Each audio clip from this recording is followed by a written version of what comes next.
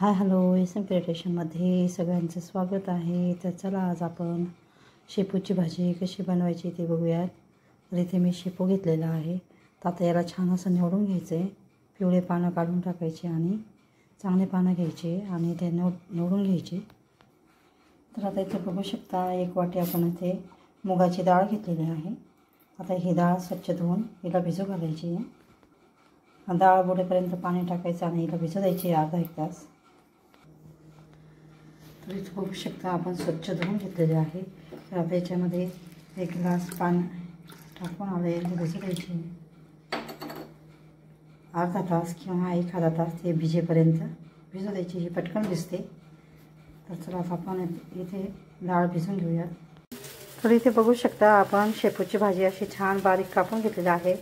2-3 पाण्याने स्वच्छ धुवून घ्यायची आणि अशी बारीक कापून घ्यायची। इथे लसूण घेतलेला आहे आणि 9-10 मिरच्या घ्यायच्या आहेत। तर चला आता आपण ह्या मिरच्या कापून घेणार आहोत। ह्या मिरच्या बारीक कापून घ्यायच्या आणि लसूण पण कापून घ्यायचं आहे। तर चला आता आपण ही भाजी कशी बनवायची ते बघूया। तर इथे मी गॅसवर कढई ठेवून घेतलेली आहे।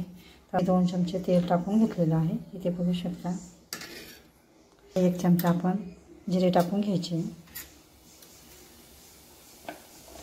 जिरे परतून झाले की आपण त्याच्यात लसूण पण टाकून घ्यायचं आहे। तर इथे बघू शकता आपल्या लसूण छान असा परतून झालेला आहे। तर आता आपण हिरवी मिरची टाकून घ्यायची। तुम्ही हिरवी मिरची कमी जास्त करू शकता। हे तुम्ही कमी पण टाकू शकता 2-4 मिरची तुमच्या आवडीनुसार। तर याच्यामध्ये आता मिरचीला पण असं छान परतून घ्यायचं आहे फोडणीमध्ये। तर इथे बघू शकता मिरची पण आपली तेलामध्ये छान अशी परतून झालेली आहे। तर आता आपण त्याच्यात भाजी टाकून घ्यायची आहे कमी गॅस करून। इथे थोडी करून भाजी टाकून घ्यायची।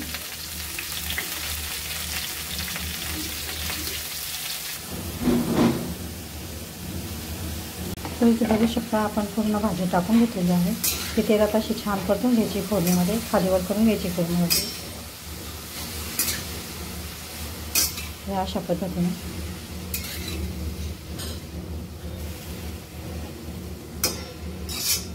आता आपण ही भाजी अशी छान मिक्स करून घेतलेली आहे।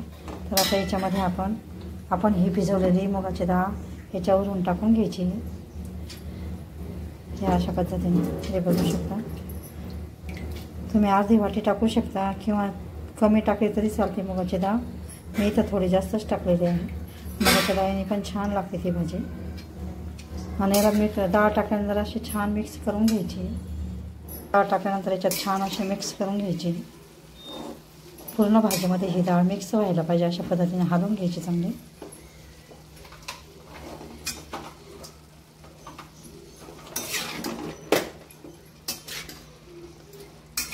पूर्ण भाजीत ही डाळ मिक्स झाली पाहिजे आपली अशा पद्धतीची शेपूची भाजी खूप छान लागते।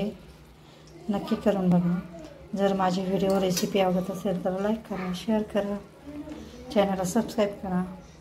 तर चला आता याच्यामध्ये आपण आवश्यकतेनुसार मीठ टाकून घ्यायचे।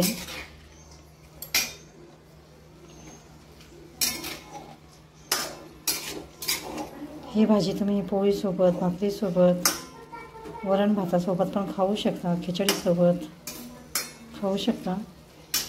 तर चला आता इथे बघू शकता 1 चमचा मी मीठ टाकते। मीठ हे अंदाजानुसार टाकून घ्यायचं आहे भाजीच्या अंदाजानुसार।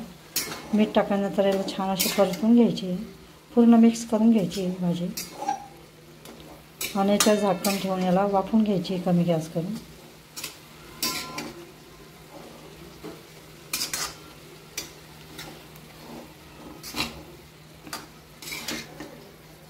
सगळ्या भाजीला आपलं मीठ मिक्स झालं पाहिजे अशा पद्धतीने मीठ टाकून घ्यायचं आहे। आणि आता इथे बघू शकता शिजण्यासाठी आपण ही डाळ आणि भाजी शिजण्यासाठी इथे 1 ग्लास पाणी घेतलेलं आहे। 1 ग्लास पाणी हे टाकून घ्यायचं आहे आणि याला छान अशी कोरडी शिजवून घ्यायची। तर अशा पद्धतीने आपली भाजी तयार होते। आता याला आपण झाकण ठेवून याला झाकून घ्यायचं आहे शिजण्यासाठी।